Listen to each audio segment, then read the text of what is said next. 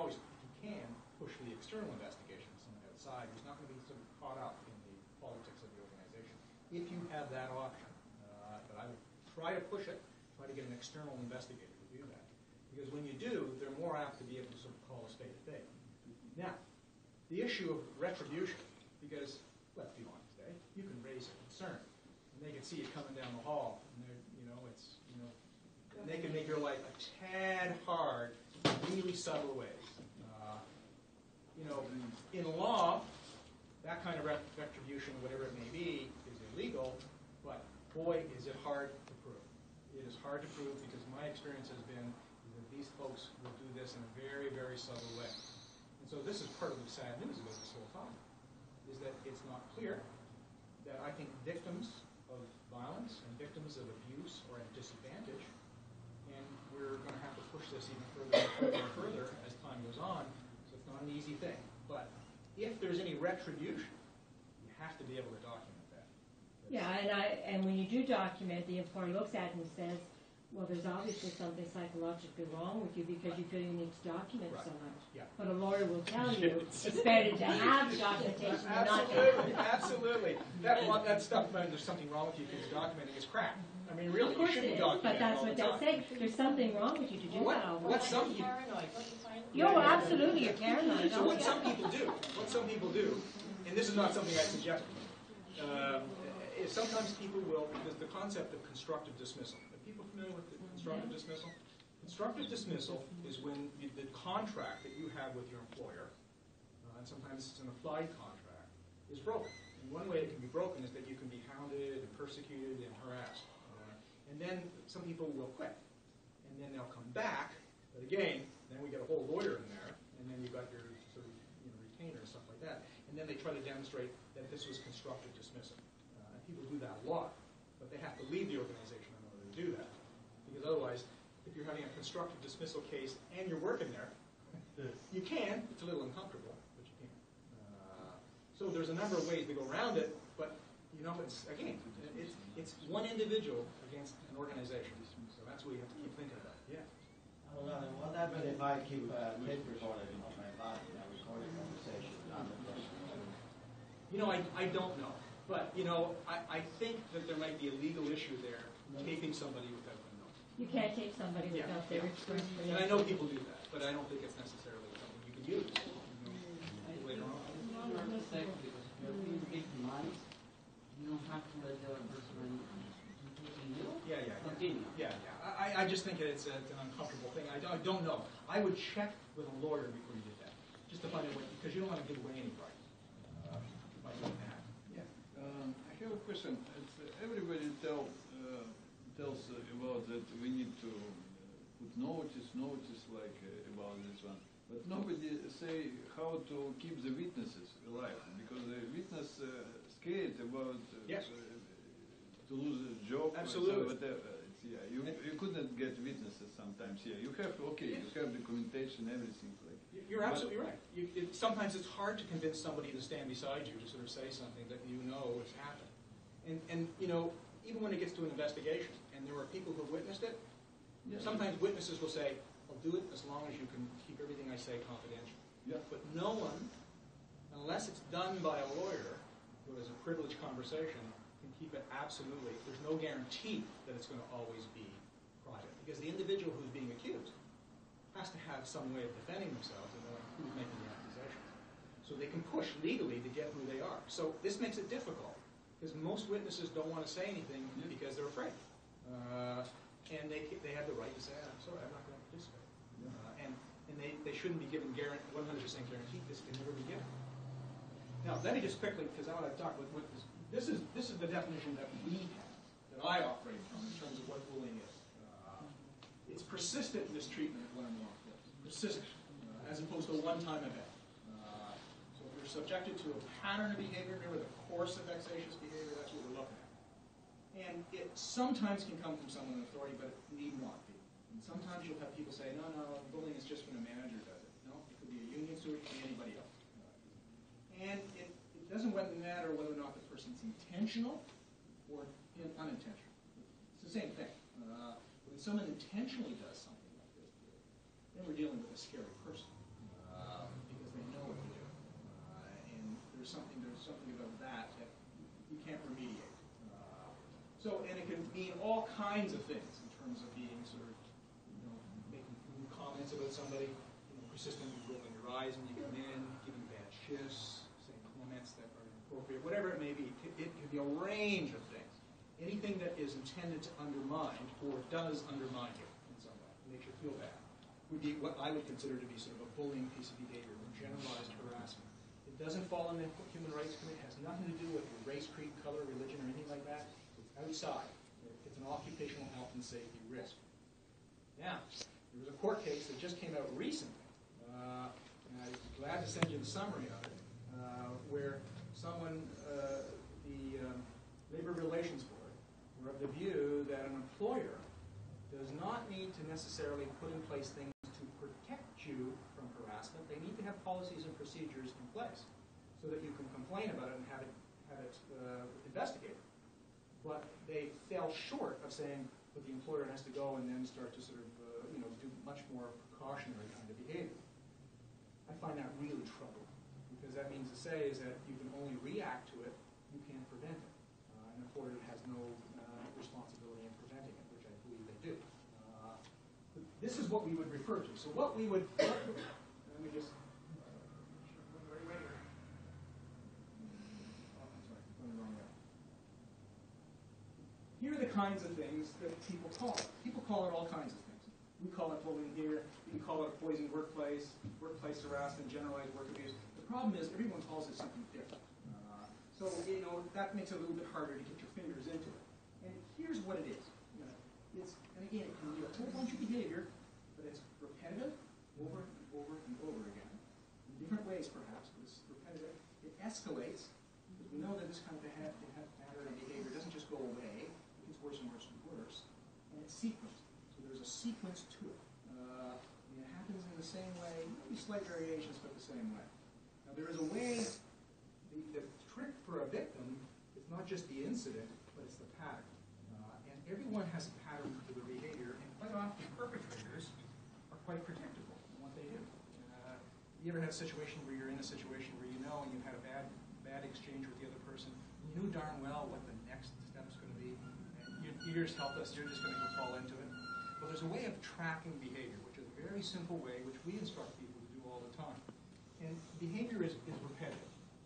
So, for example, when you get up to go to work every day, or wherever you go every day, I bet you do exactly the same thing you did the day before. You get up, put the cat out, put the coffee on, you drive the same way to work, stop off at Tim Hortons Donuts and get some coffee and stuff like that, with all the other people who are there at the same time. You seem to know them.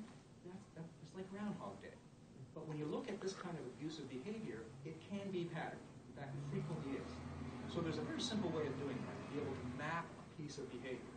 Let me give you an example of what a pattern of behavior is and how to map it. In fact, I've got a slide for that here.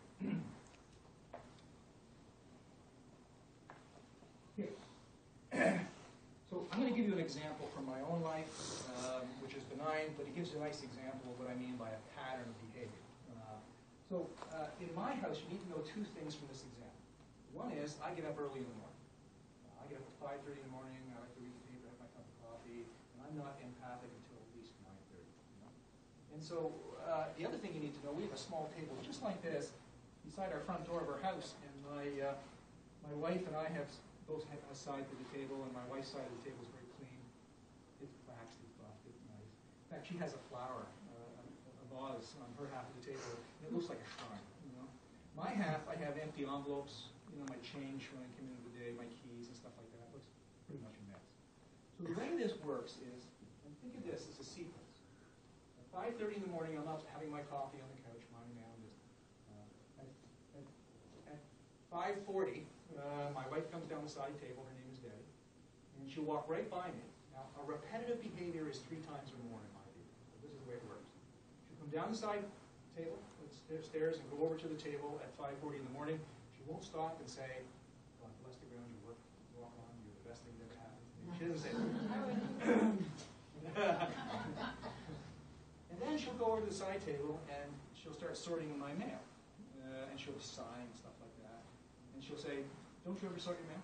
Now, it's fairly obvious I don't. So it's kind of a silly question, but this is the way it works. And then she'll turn around, she'll say, the rest of this place is a pigsty. Look at all the kids' stuffs over, we haven't done the dishes from last night, and all of a sudden it begins to escalate. At point E, I may say something that may be a little less respectful, or I may say something like, are the postal police going to get us before 6? Come on, let it go. It's just mad. Let it go. And then we'll have an argument, and then in mid-morning, one of us will phone the other person, and we'll apologize and say we're under a lot of stress. And then 1 month later, we'll do exactly the same thing. That is a repetitive piece of behavior. That's a repetitive. And you probably have them in your house all the time. And you have them, and most of the time they're good. Every once in a while, you have one of these things that just doesn't go well. Well, that can be a pattern. Now, a pattern can develop with somebody who's obnoxious, and they do the same thing over and over again. And, you can do all you want to try to change them and try to convince them that their behavior is, inappropriate or not helpful, and it goes nowhere. Have you ever noticed there's sometimes actually talking makes things worse? You just get more frustrated. What's the point? They just don't get it. So now, when you map out a piece of behavior like this, you got to put yourself into the sequence, because you are part of that structure. And it's not just them. My wife is, yes, she's really neat, but I'm a mess. So I'm part of it. So you've got to put yourself in. So you don't need fancy equipment for this. It helps you to sort of focus in on the pattern.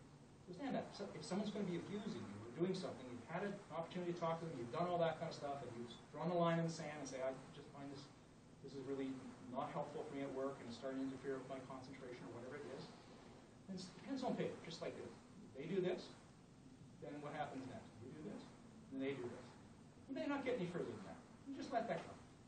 The joy of these things is they're repetitive. They're sequenced. They happen again. And then you fill it out a little bit more the next time it happens, a little bit more the next time it happens, and so on and so on and so forth. Now, that, you may not get to the end of the pattern. You may not get there.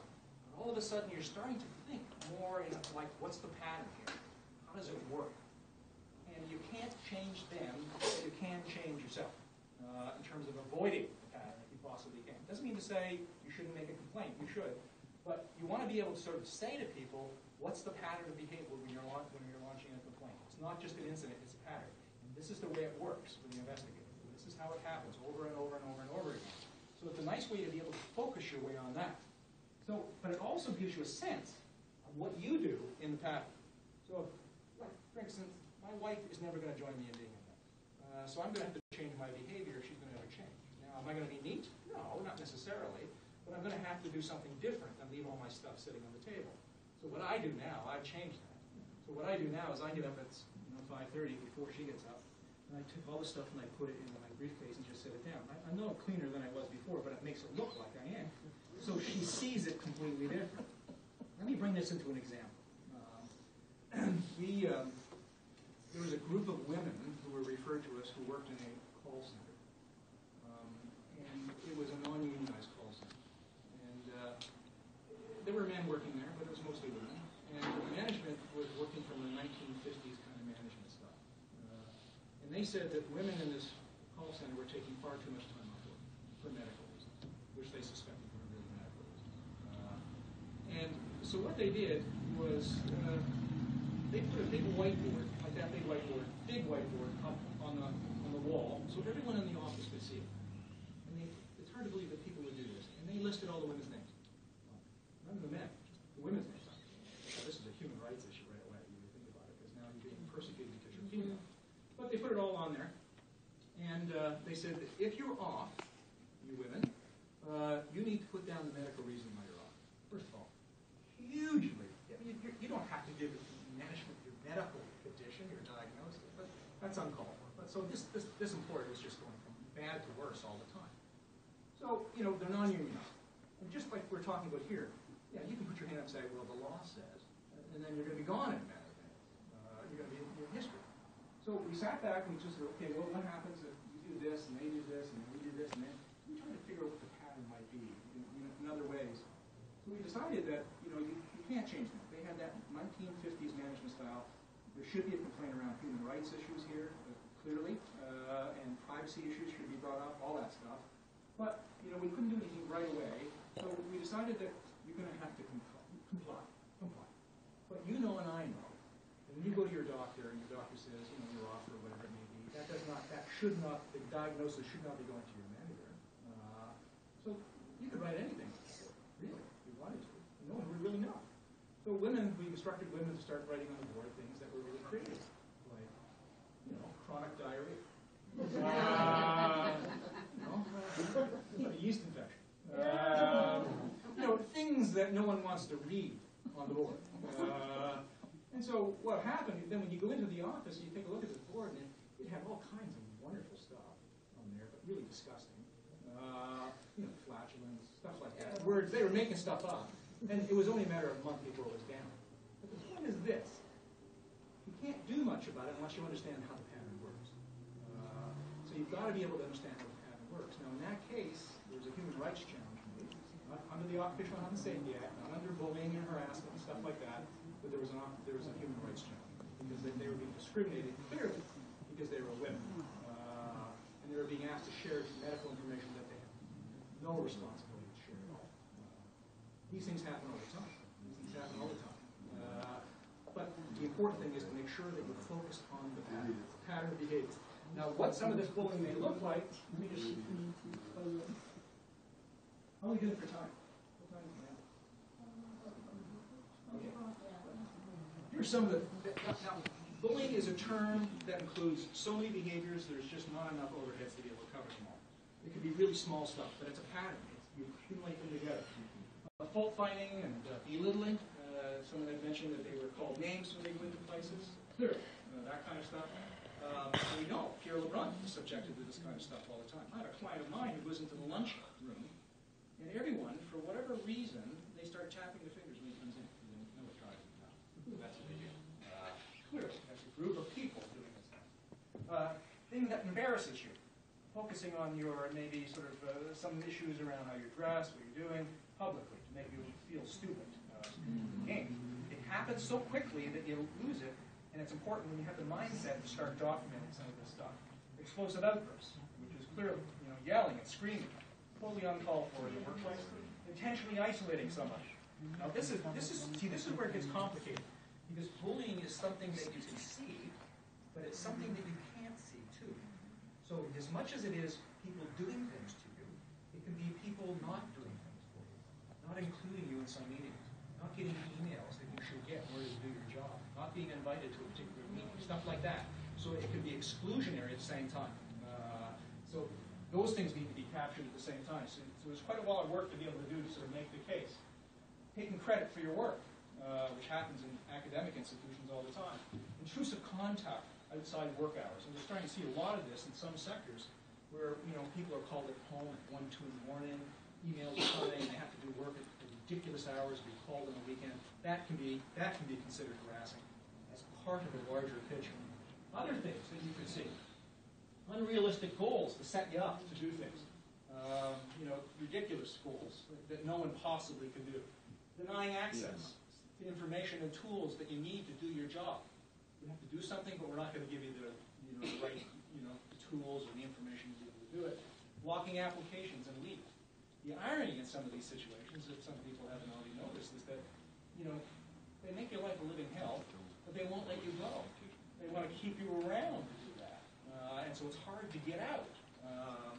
Removing areas of responsibility from you, because that could be a case of constructive dismissal, because if someone downgrades your job, even though you're getting paid the same, it could be considered a form of a breach of your employment contract from them. And then constantly changing the work guidelines. But this is just a sample. It could be a bazillion other things, anything that's perpetual. So the important thing is to run a journal. To run a journal for at least a month or whatever it may be. Rather than focusing on one incident, you always sort of make sure you categorize those incidents, but you look at the pattern. All these things have been done. And you look at how sequential it may be. That's the way to start making notes. To make it more, easier for whoever the investigator is to be able to look at it and say, okay, now I understand. Understand so far? You focus on the incident, even though the employer says that's all we want for one incident, you give them the backdrop. If you can't give it to them in writing. Here's what it's not. It's not, if you're being asked to do something as part of your job, even if you think, and it's part of your responsibility, even if you think it's stupid, but they're asking you in a way that's considered, constructive, it wouldn't be considered harassment. So getting parts of your job, at a time, but it's still in your responsibility. It's not beyond your responsibility, and no one's doing it in a bad, very bad way. It's hard to prove as being harassed. If someone is being performance managed, and it's constructive, and it's intended to be constructive. Now, of course, some performance management interviews can be very punitive and part of a larger views of the picture. But if it's done in a constructive way, then you would have a hard time, saying that it's form of harassment. So it's not just being asked to do your job, even though if you think parts of your job are just doing it. However, parts of your job, you're being asked to do certain parts of your job, and all the other people who are doing the same job aren't being asked to do that, then what's that about? You're being asked to do something different. So it's a question of motivation. Yes. It's like about training, blocking training. Can we explain like that you could not have training this year because you're a unique person and we need you to in workplace here because it's like if you. It's possible for someone to. Sorry, if I understand correctly, if you're deprived the opportunity to get some training because they need you in the workplace, that could be legitimate. It could be. If you're always deprived going, that's a different story at all. There's a case that might be worth reading.